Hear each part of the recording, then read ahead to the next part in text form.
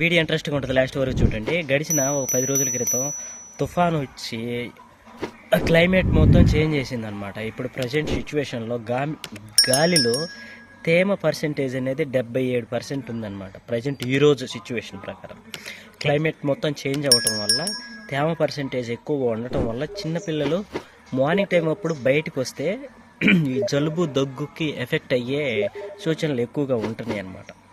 అందుకని ప్రజెంట్ మా పిల్లలకు కూడా జలుబు దగ్గు వచ్చాయి. వాతావరణంలో చాలా మార్పులు అనేవి వచ్చేసాయి అన్నమాట.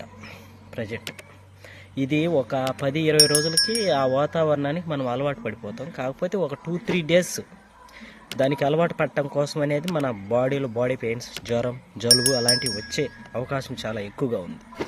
అది విషయం. దీనికి ఏదో కంగారు పడి ఉండకూడదు. క్లైమేట్ చేంజ్ వల్ల ఇదంతా జరుగుతుంది.